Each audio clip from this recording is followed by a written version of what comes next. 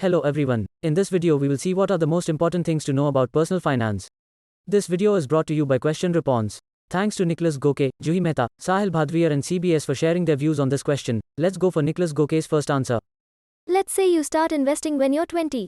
You manage to save $5,000 each year and put them into stocks and index funds, which net you 8% in returns per year on average. At 30, you stop putting in money for good, but keep the investments you've accumulated so far. Now, a different scenario. You don't want to save and invest $5,000 each year in your 20s, because hey, you're young. You want to have fun, you can do the responsible stuff later. So, you start investing at 30, the same sum each year. However, because you started later, you don't stop after 10 years. Instead, you put in $5,000 every year until you retire at 65. Here's the insane part. The kid who invested from 20 to 30, then never again, ends up with more money. $1,156,619 to be exact. The late bloomer, despite his continued efforts, only makes it to $930,510. Access this answer and support the author as a Quora Plus subscriber. Access all answers reserved by Niklas Göke. For Quora Plus subscribers, access exclusive answers from thousands more participating creators in Quora Plus. Browse ad-free and support creators. Start free trial. Learn more. What do you think? We will continue with Juhi Mehta's answer. In 2001, if you had bought a Royal Enfield bike at 55,000 Indian rupees, it would today be just an old, used bike. But if you had invested the same amount in shares of Eicher Motor, manufacturers of Enfield, at 17 Indian rupees and 50 paise per share, you'd have 3,142 shares which are worth 9 Indian rupees, 19,03,500 precisely, 9 crore, at 29,250 Indian rupees per share, as on the 1st of May 2018. The best part? The entire gain is tax-free. The most important thing to know about personal finance? The power of equity. Cheers! The next answer is from Sahil Bhadviya. Let me introduce you to this person. His name is Bhopal Singh Ranawat. Bhopal Singh Ranawat was retired from his services of forest guard from a village near Udaipur.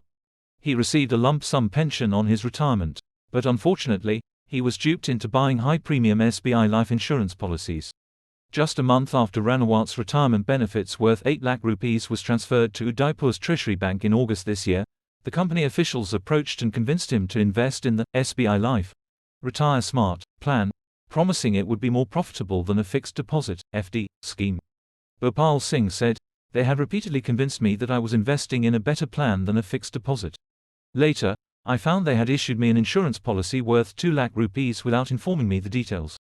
The agent falsely presented in the policy documents that I'm a Class 12 pass and have basic computer knowledge, hence mentioning some email ID, while in reality, I'm just Class 8 pass and don't know how to operate a computer. Even the contact number mentioned in the policy, on which the call for policy verification is usually sent, was not my own. Do you think he got duped because he is not much educated? Well, I did my internship in an insurance company and my market research resulted in the conclusion that when it comes to insurance, most of the people are illiterate.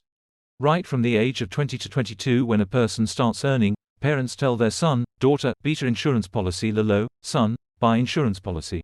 Nobody knows which insurance policy to buy. Very few people know the calculations behind the returns from insurance policies. Very few people understand the difference between term plan and endowment plan. Very few people understand that insurance is not an investment. Very few people understand that now you don't need a broker to buy an insurance policy.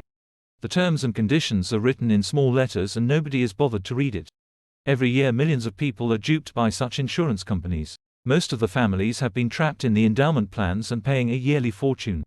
In spite of all the regulations from IRDA, insurance companies dupe the people with their lifetime earnings. This is just one of the reasons why personal finance knowledge is important. There are thousands of other reasons. Just think about it. If you work hard to earn money, then don't you need to know how to manage it? Edit. To know the difference between term plan and endowment plan, read my answer, Sahil Bhadviya's answer to what is the most poorly understood area of personal finance. In case we are meeting for the first time.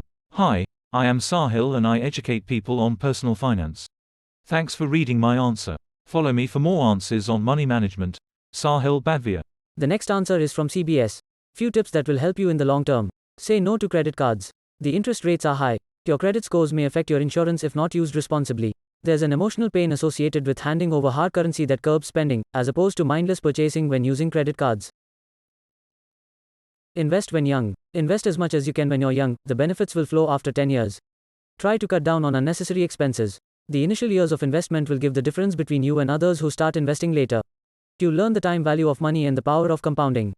That Starbucks coffee you buy every week for $4 will take away $12,600 from your compound interest after 20 years. Spend wisely. Don't go broke trying to look rich.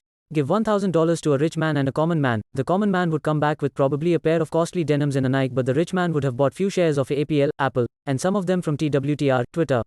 This is the difference between the mindset of a common man and a billionaire. Buy assets that appreciate. A car and a home, both are assets, but think of their value after 10 years. The car would have negligible value while the home would probably be worth a few times than what it was 10 years ago. The home would give you higher returns when sold, rented out, whereas the car, or for that matter assets like TV, mobile phones, will not generate any positive income and depreciate rapidly in short time. In reality, they're not assets but liabilities. How tax works. Learn how the tax system works differently to different people. A salaried person has to spend on what is left after paying the taxes, whereas a self-employed person would make most of his expenses and then pay taxes on remaining.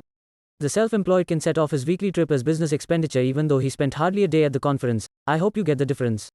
It may not be possible for everyone to be self-employed initially, but over time you can set up a firm or business to take advantage of the taxes. Make money work for you.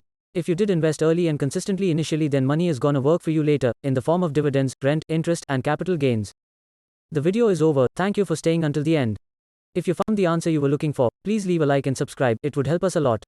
We are coming to the end of this video. Share your views on this question in the comments. See you next time.